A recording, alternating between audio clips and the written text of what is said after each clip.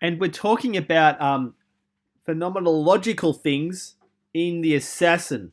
This is a Hsiao-hsien film. And Hsiao-hsien, if you're aware of Hsiao-hsien, you may think that this film is something that it's not. Because Hsiao-hsien has made a lot of fast cutting action movies. And he was a big thing going on in the 1980s in Hong Kong cinema, where he was pumping out numerous action films as a producer and director. But this film isn't that sort of film. So you may think Assassin, like kind of the kung fu kind of wuxia style, and give me that. Well, if that's what you want, you may be a bit disappointed because it is that, but it's more meditative and it's more kind of playing with the whole idea of reality, and it's like a dream. It's a wonderful film, and the reason I'm showing you these two posters, which is pretty much the same poster, just one happens to be the British poster. That's on our right, the British poster, and the marketing strategy seemed to be just put on as many favourable quotes as you can onto the poster, and don't really oversell its Asianness. So it seems that the Asian experience is this sort of maybe perhaps a universal thing, because on the other poster, yeah, I mean it does say official entry Taiwan, best foreign language film at the Academy Awards 2016, and the thing about that is it's pretty much saying if you want a safe bet with an Asian film, The Assassin is the best deal that we can do for you. And, like it's pretty much saying that, in order to be submitted to the Academy Awards, almost ironically, is, that category suggests the more accessible Asian films than the more difficult to access from the West films. Anyway, so a whole bunch of quotes. John Powers, he said it's masterful. The best film of the Cannes Film Festival. Everyone was, in one way or another, ravished. So the question I ask you, ladies and gentlemen, will you be ravished? And there's another quote on the other poster. Ravishing. Needs to be seen. So clearly, there's the film's very ravishing. Interpret that however you want, but it's a wonderful looking film, as the posters here would suggest.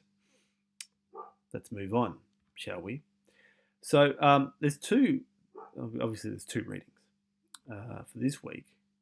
Both are really good on the film, and Frederick Blishert, I think it's Blishert. Now he says this. Yet on some level, describing the plot of The Assassin risks overshadowing the greater effect of the film. With sudden temporal shifts and convoluted political machinations that are not fully developed, it is not always easy to follow how, as in Ho, as in Ho Xiao-hsien, keeps us at arm's length, even staging many shots so as to rob us of a direct line of sight on the action. So he's saying it's an action film where the action isn't the most important thing of the film. He's interested, as in Hao Xiao-hsien, in his characters and spending time with his characters, which is why anyone who knows this director would think that this is a very different sort of film for him. And at 68, at the ripe age of 68, he seems to sort of be on a new path.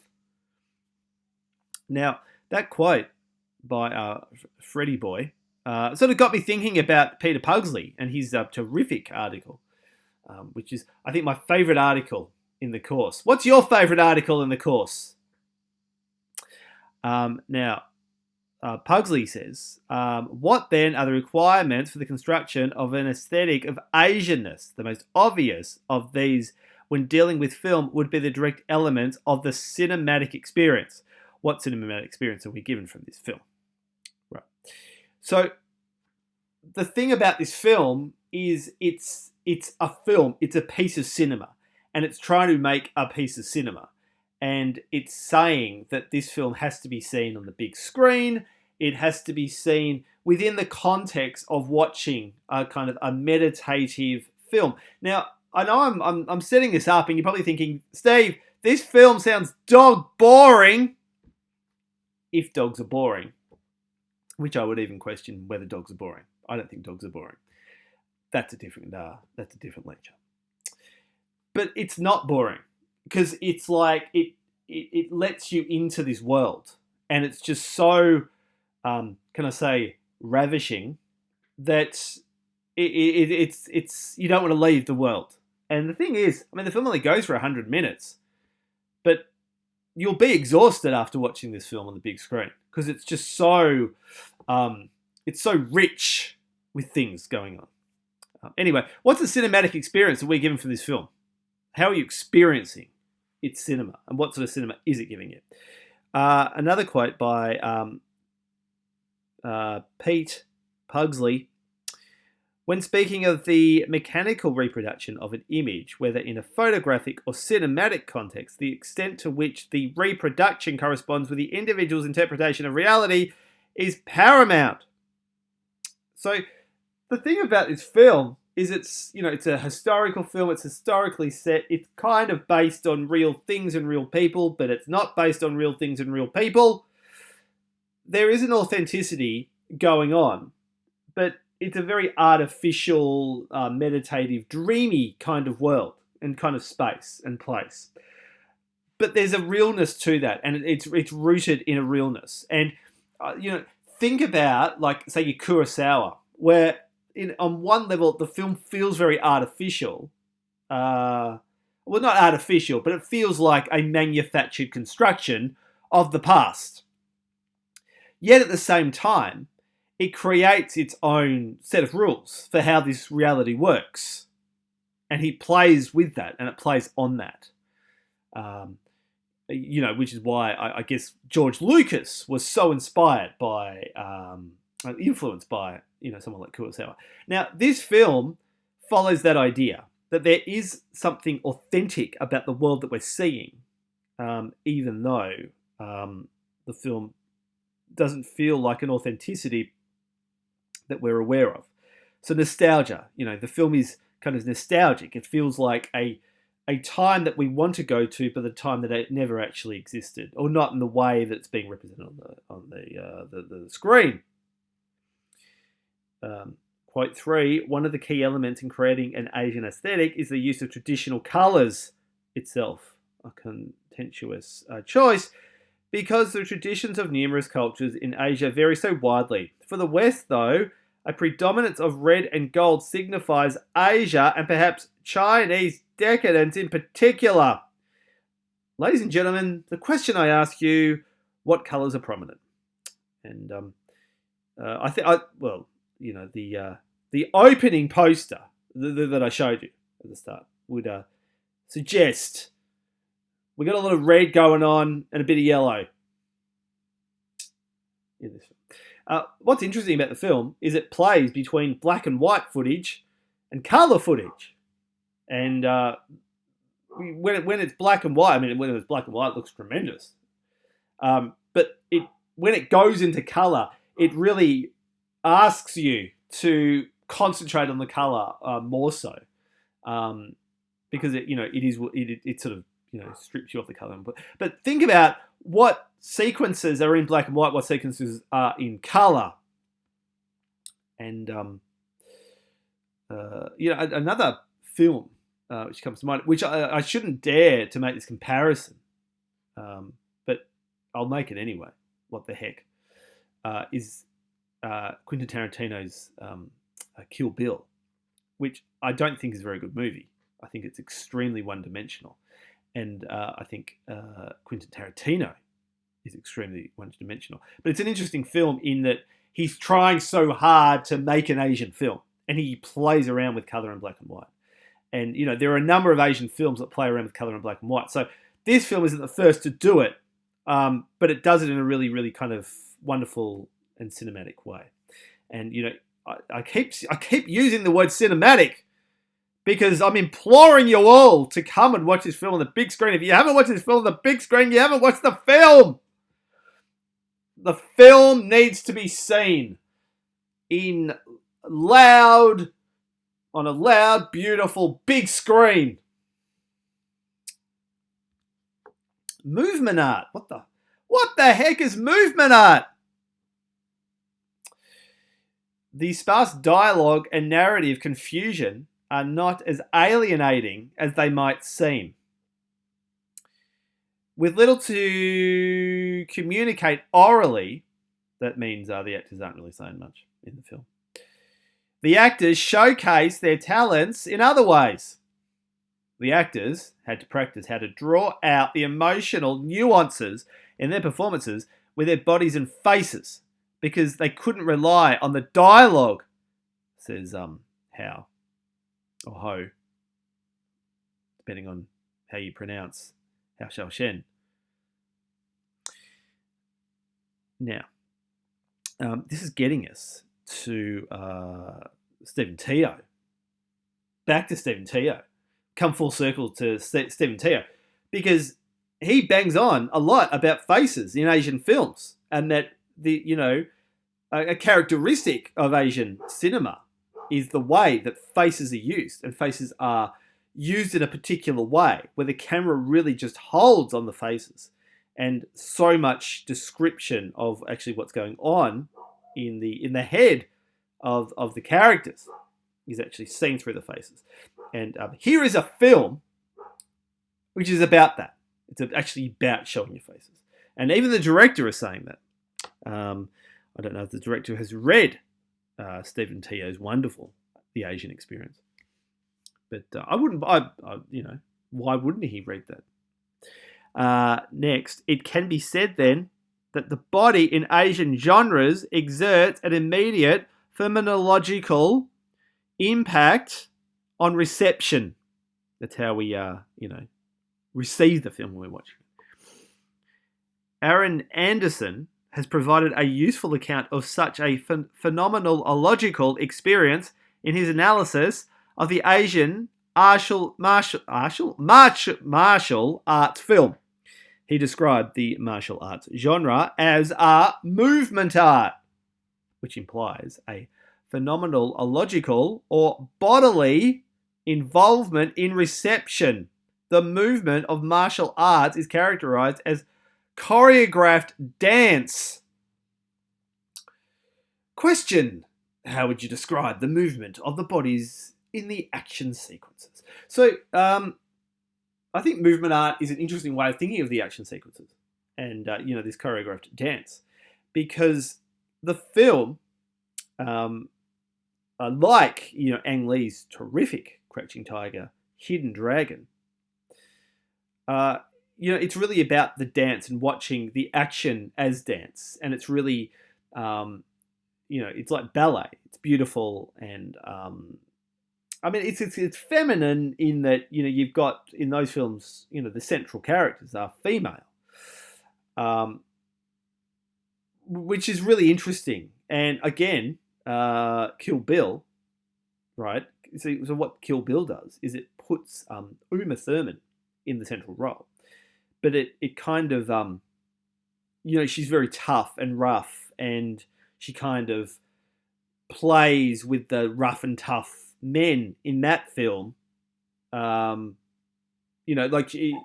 She doesn't sort of take control of how the action sequences play out, if that makes sense. Where in this film, the film is very much about kind of the beauty of the movement. I wouldn't say Kill Bill is ever about beauty of the movement and the choreographed nature of it. And this film is very much about that. So if you like ballet,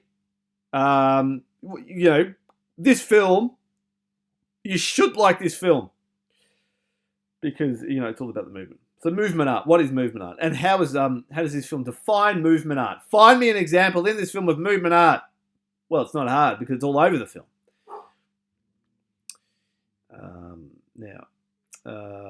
Frederick, blue shirt again, he says this, which I thought was an interesting way of thinking about colour.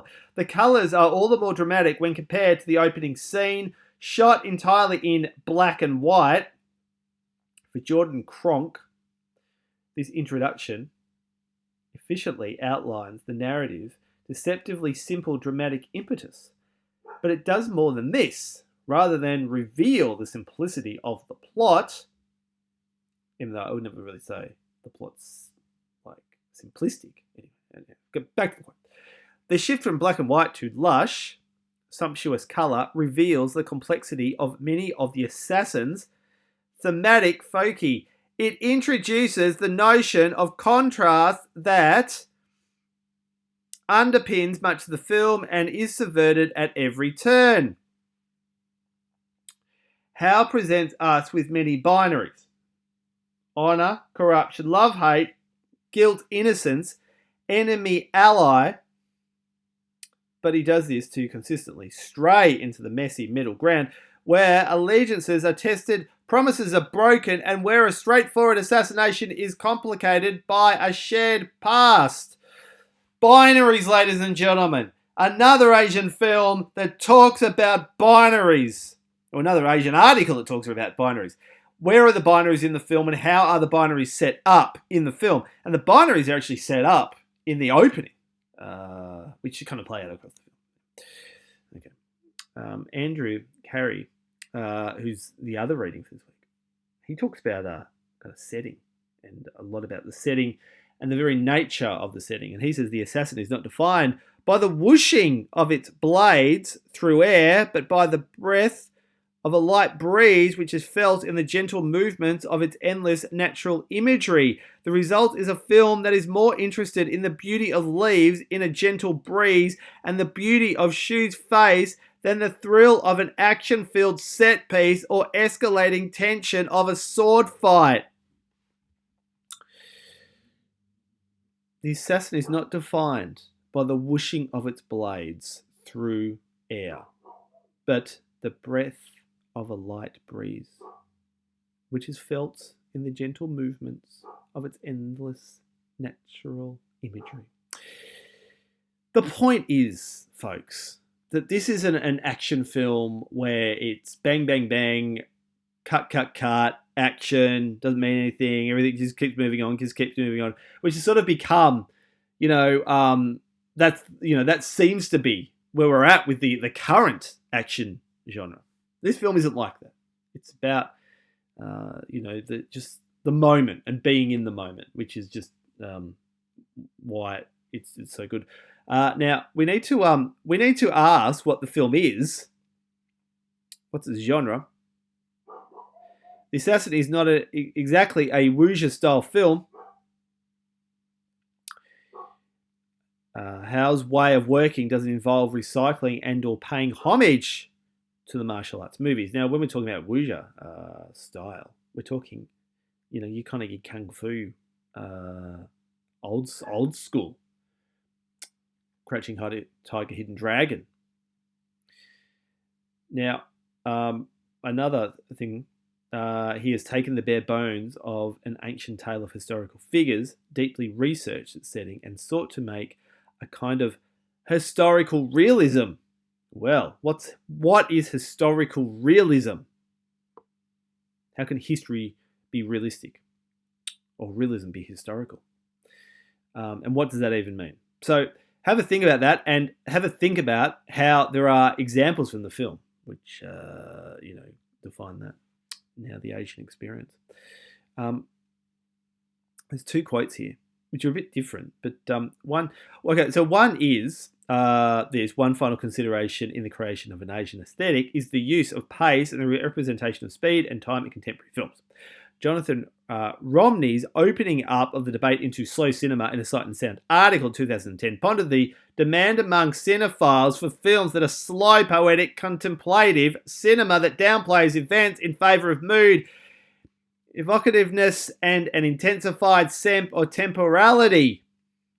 So he's basically banging on about, what we have come to expect from Asian films or Asian cinema or the Asian experience is a slowness, a slowing down. And this film kind of plays into that. And maybe that's why the film did so well critically. Because it's like the Western critics are like, thank you, that's it. Asian film, it's slow, it's meditative, it's asking us to ponder on leaves floating in the sky and trees whooshing in the wind. Thank you. That kind of Asian film. But the thing is, it's not like a parody of itself. It's not like a parody of an Asian film. It is what it is. And it's its own thing. It seems to play kind of nicely into what Romney's banging on about. Now, someone else who likes to bang on about stuff is our good old friend, Stevie Boy Teo, and he says the idea of a phenomenological experience of Asian films implies that we have a direct encounter with the situations and the characters within the film narratives. If we think of experiencing Asian films by watching Asian faces and taking in what they reveal to us, we are directly experiencing a factor that will lead us towards a greater appreciation of the films. And so what Stephen T is asking is he's asking us to really concentrate on the faces of what's going on and the performances.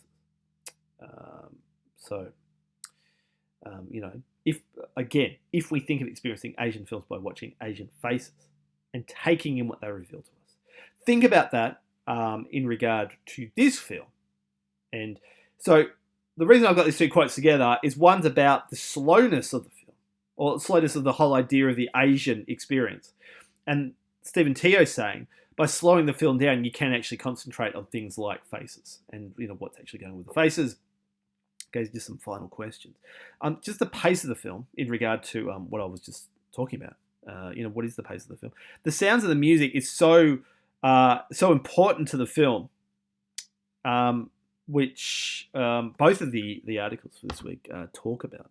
It's a wonderful soundtrack, and it will be great to have a conversation about that in the classes. What are the clear binaries established, or the unclear binaries established in the opening? How is colour used? Are the films in the course, and how are those colour used? Describe the camera. When does it move? How does it move? How are silences used across the narrative? There is a lot of silence in the film.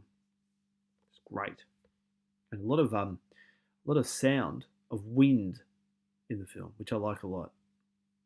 If I was to make a film, which I don't intend to do anytime soon, but if I was, there'd be a lot of wind in the just happening, just a lot of wind. I like the sound of wind on film. What is the Asian cinema experience of this film? How does the film culturally position itself? What is the intended audience of the film? What is the Asian authenticity? How would you describe the setting? How is it shot and framed? And how is this film movement art? Or how is this film not movement art? That could be a good way of that could be a good way of thinking about this film, and also other films in the course. Are they about movement art? Is Kurosawa about movement art? Anyway, I'll leave it there. So you're in for a treat with this film, The Assassin. Beautiful Blu-ray copy, big screen. It's just great, this film, and it will take you in, and you can see The Assassin, and then we can have a good debate on why all those critics in the West are just praising The Assassin as one of the great films of the last decade. And like Sight and Sound, they said it was the best film of the year in the year it was released. And other big, and like Sight and Sound, if you don't know, they're like a big kind of journal, serious journal. All the serious kind of critics write for it, and all the serious critics who aren't being asked to write for it read. And also, cinema academics often read that journal, and so they're praising it as the great film of the year. And it is a terrific film, and I look forward to watching it in pristine color and black and white with you. So on that note, I'll leave it there. Bye for now.